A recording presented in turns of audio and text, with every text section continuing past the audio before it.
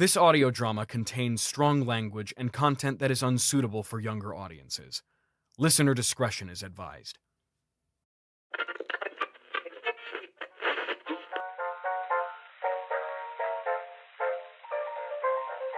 The Soul That Is Bewildered, Episode 3, A Dinner with Beetlebarn.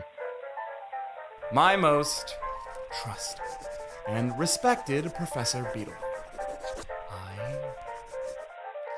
I hope this letter finds you well. I told you if I needed help, I would reach out. I'm making good on my word. I need to speak with you at your earliest convenience. My project situation is uncertain at the moment. Please note, this situation is not spiraled out of control. I just need some professional advice.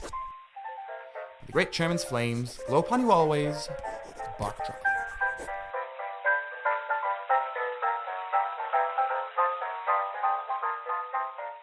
As demons, in times of desperation, when a project is going down a path that leads them to the light, we must use extreme measures to force them back on the right track. Mind, these measures are only to be taken with extreme caution and restraint. As you are all well aware, we are never to tamper with things in their physical world. However, if something that is occurring that might send the project down a path you cannot follow, a distraction may be required. Make of that what you will. Of course, these rash actions are never our first line of defense.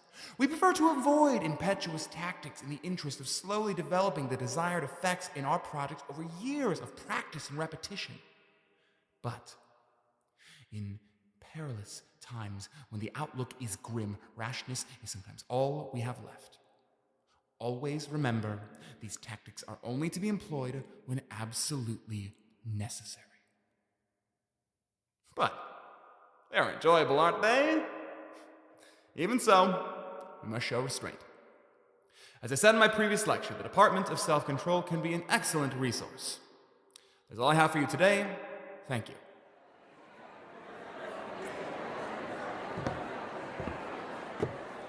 Letter for you, sir.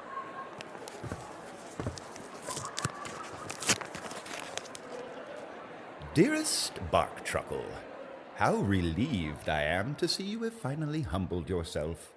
You had me worried you might actually try to sway this soul all on your own. My, what a disaster that would have been. I am, of course, delighted to meet with you at my convenience. Say, dinner tonight. Sound good? I do hope everything is going well with your project. I would imagine it won't reflect well on you if he is not brought into the great chairman's territory. I will see you tonight. Yours in the great chairman's flames, Professor Beetlebarn.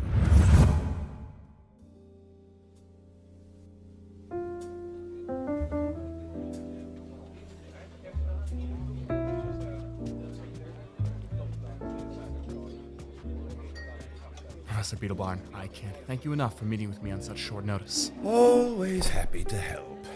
I'm just glad you finally realized you don't have all the answers. I never said that. We both know you believed it. Will you stop? It's just growing pains. My project isn't lost. Growing pain. Just need a second opinion. All right. I'm listening. Everything has been going well. There's just a complication. What kind of complication? My project is in love. Barktruckle. I know it sounds bad. Barktruckle. Just calm down. It's not good, I know, but you as well as anyone know that him being in love... Mind your language. Yes, that him being in such a state does not mean all is lost. It's the closest you can get. You are 1 degree short of it. I can fix it.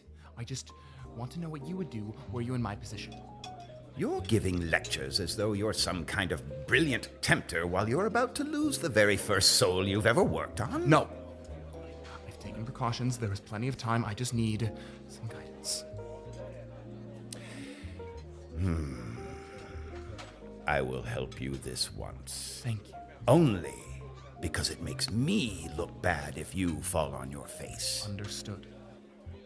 I am sure I need not tell you that your situation is claustrophobically dire. The doomsday clock hath struck 11.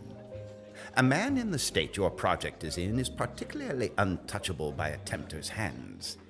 The perception he is experiencing is the rawest glimpse of the highest form of reality we try to prevent them from seeing. It's a powerful emotion, I know. Emotion? Are you really that stupid? No, love is not like an emotion or feeling.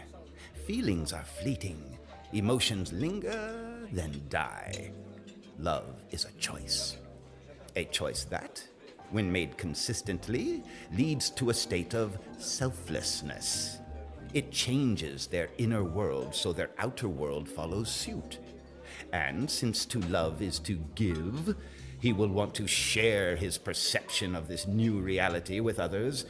And if he is successful, oh, Barktruckle, we will have an epidemic on our hands. These things spread like cancer. So what can I do about it? There's only one way I can think of. Repeat your project's predicament to me again. What? What state is he in, you idiot? My project is in love. The answer to your problem lies in the very sentence you just uttered, with the addition of one word. What word? Your project thinks he's in love. Thinks? But he's sure.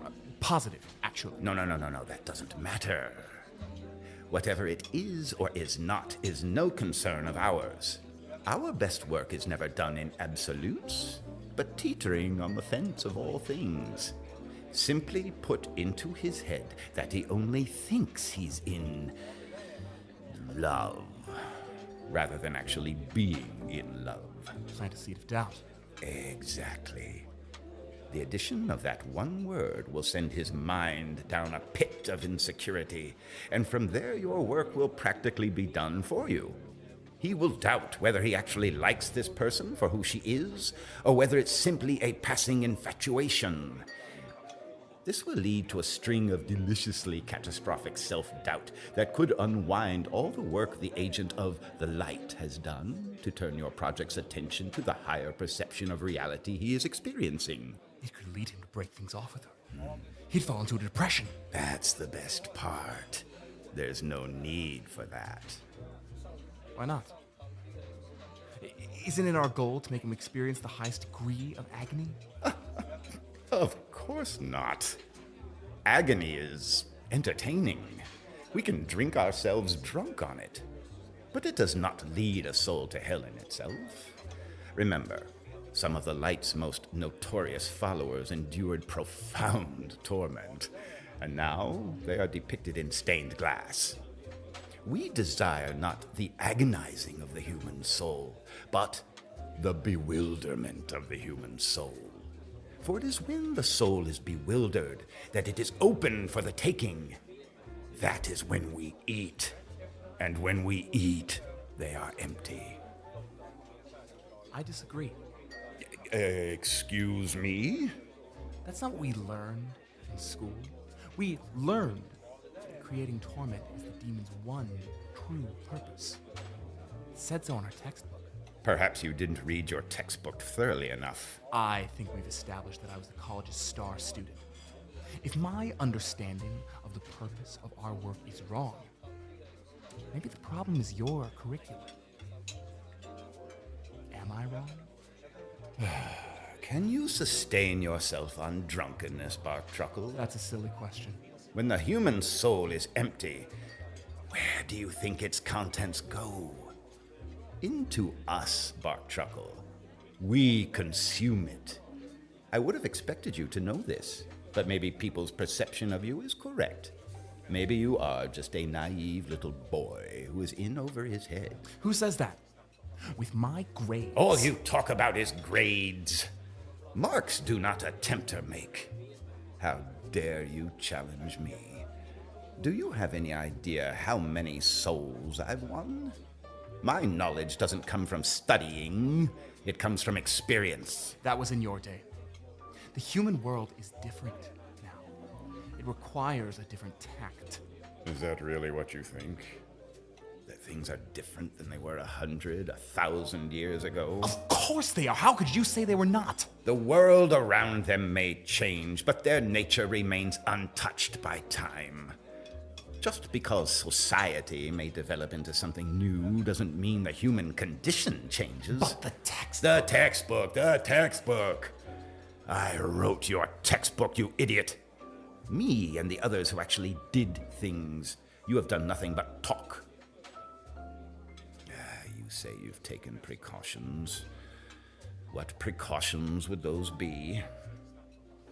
I used a self-control virus. You did what? It was a last resort, of course. A self-control virus? From who? Rumdrum?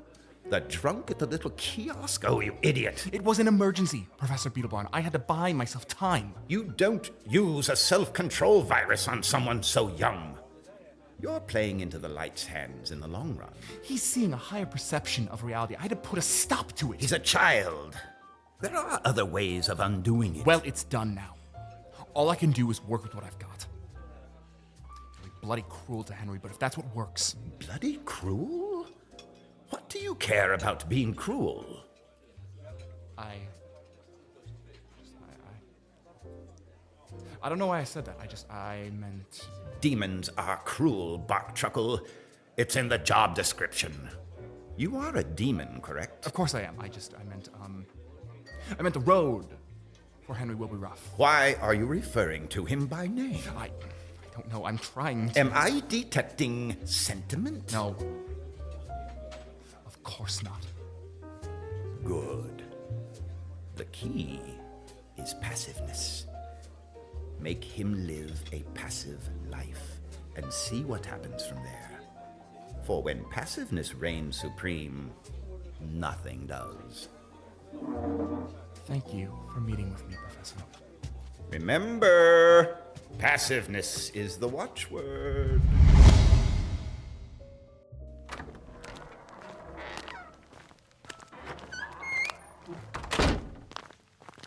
Ah, Barktruckle. The young lecturer as I live and breathe. Director Sluggrime. Good to see you. Same to the rest of you. I'm surprised to see you here. This is where we old fogies eat. What's the occasion? Meeting with an old professor.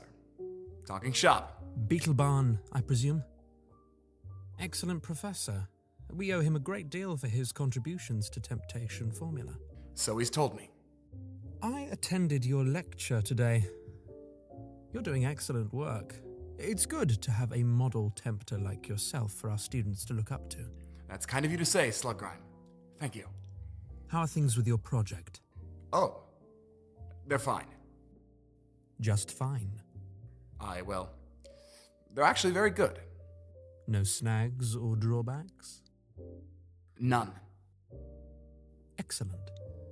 We expected as much from you. And your counterpart, she isn't proving too troublesome, is she? Not at all. Must be a beginner. That's what I like to hear. Of course, their kind can be meddlesome. It's not without precedent for them to influence even us in undesirable ways. You haven't experienced anything like that, have you? No, not at all. Good to know. I'd better get going. Important work to do and all. Should we be concerned? I don't know.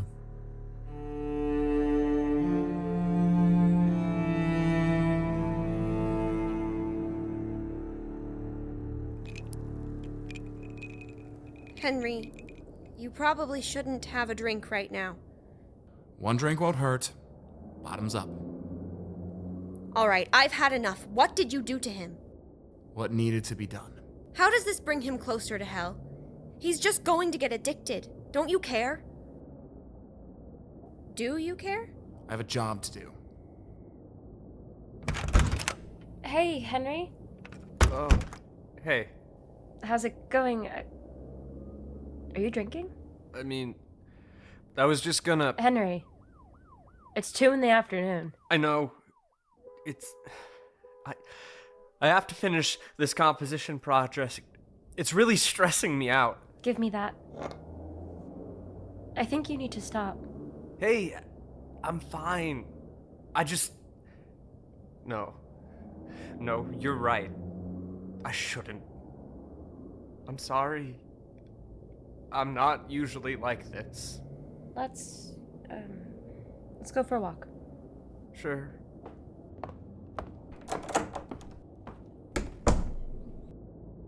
This could be really bad. Whatever you did is extreme. I will not be brainwashed by you. I am a demon. I have a cause, and I will win him for it. You're so afraid. Afraid? No, I'm not. There are moments where you think for yourself. I've seen it, and it scares you. I'm sorry. This is really bad timing with all of this. We just started dating. This looks so bad. I understand, Henry. I do.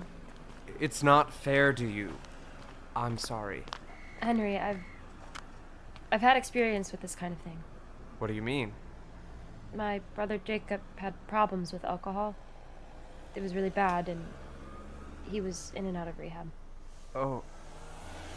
I didn't know that. He's a really great guy.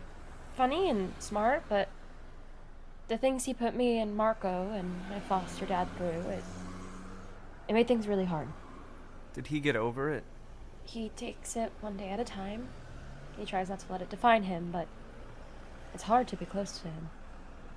Moira? I can't do it again, Henry. You're a really great guy, and I really care about you. But this is how it starts. I understand that I freaked you out, but I'm really not like... Henry, I know, but right now, it's just hitting a bit too close to home. I just can't do it right now, I'm sorry. Damn it! I'm so...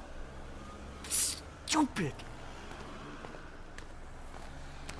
For a moment, I really thought you might have been different from the rest of them. It's not in my nature to care about anything. That's what they told you, isn't it? Stop. You have a lot of ideas right now.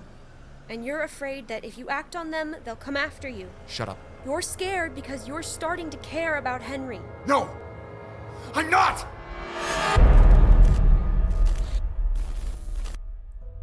I've been a fool. I wish to start today's lecture by saying I have misguided you.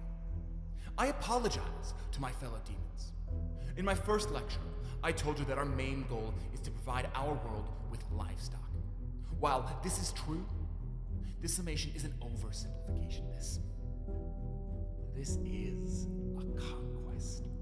Not just for the great chairman, no, for all of us. We cannot allow ourselves to muddle the point of our work in formula and study. When viewed through a lens that is too analytical, we forget we all have a personal stake in the battle against the light. This fight isn't about food, no! We should all take heart of the injustice of the light's handiwork. We were the light's children once, too, and they cast us out for no reason at all! Consigned us to live in darkness, created the whole system that works against us and the great chairman. We should be angry, should we not? Every human soul should be attacked, and yes, I do mean attacked with the fire in our bellies, as though newly sparked, fresh with the memory of the light's wrongdoing that we shall not soon forget. Do you ever stop to think about how grossly inequitable it is that the light plunged us down below, only to shine favor above but a handful of thankless bipeds?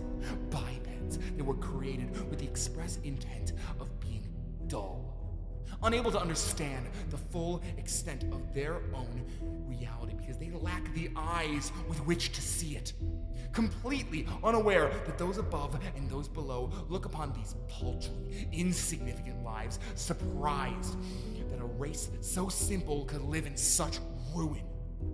And they do live in ruin because they were created without the ability to see what truly is and is not, all so the light can play their little game of separating the wheat from the chaff and seeing which ones they can win by faith. The light toys with all.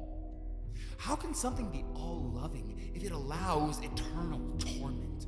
And how can something be all good if it allows creatures like us to exist at all? The light refuses to fulfill us, so we find other ways to be fulfilled. When they do feel those feelings, that pure torment, their screams are like music.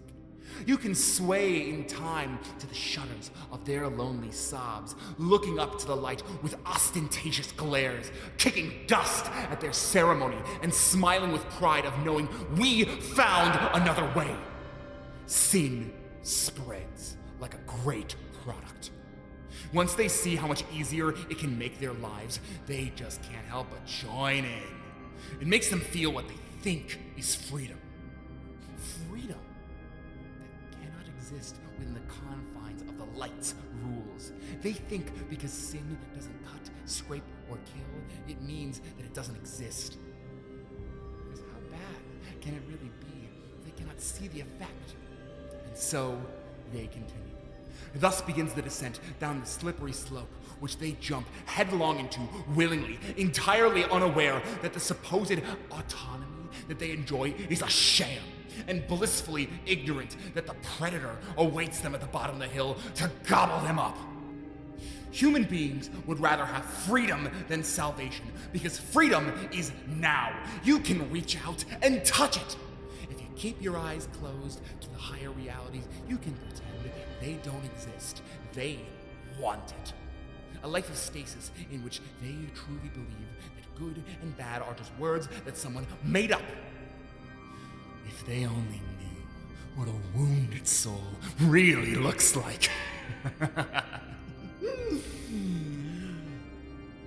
This is why we do what we do. In the same way that the light pretends to love all things, so too do we hate. For the light doesn't account for the fact that there is an equal purity in hatred that there is in love. A stranger purity, a louder one. So use it, fellow demons. Lead with hatred. Keep that anger towards the light close to your chest, for when you do, you are one with our Father, the great chairman. And when we are one, the light is drowned. Do your part. End of fucking lecture! My! I must congratulate you, Barktruckle. That was quite something. What? I didn't think you had it in you, but I must say, I was wrong. That was rapturous. Fuck you. There he is. Professor Beetlebarn. What? What are you staring at?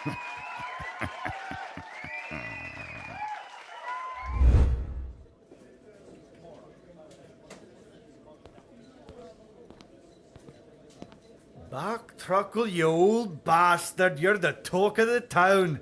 Apparently your lecture today was quite something. My what? Oh, yeah, thanks. Now, what's with the long face? Happy day, right? Yes. No. I don't know. I've been feeling strange lately. Strange? How? Something's off. I don't know how, but everything feels off. I'll tell you what I do when things seem off. I down the rest of me pint. It usually levels me out. Do you ever just feel confused about things down here? All the time. No, I mean like really confused about how things got this way. I have no idea what you're talking about. Like where certain things, certain ideas came from. To tell you the truth, I've never really thought about that one time in my life. Of course you have. You're no help. If you're so confused, why don't you visit the timekeeper? Who? The timekeeper. Oh, now don't tell me you don't know who the timekeeper is. No, I don't. To think that drunk old Rumdrum knows something that big brain Barktruckle doesn't. Just tell me. The timekeeper is an individual who archives everything in the universe. He operates neither in heaven nor hell. A plane of neutral existence. He's got all the files, tapes, and records you may need to find out whatever you're looking to know. The timekeeper. That's actually very helpful. Like, weirdly helpful. Well, thank you. It will not happen again. Thank you, my friend. What are you doing? I wanted to say thank you. Stop. Rumdrum. Go.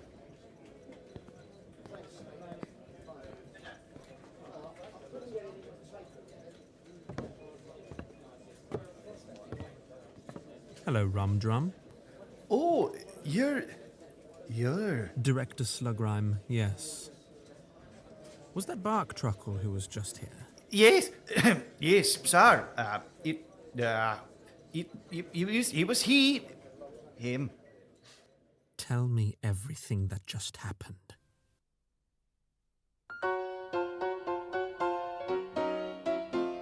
Thank you for joining Secret Handshake for this production of The Soul That Is Bewildered. This audio drama was written and directed by Elliott Brotherhood.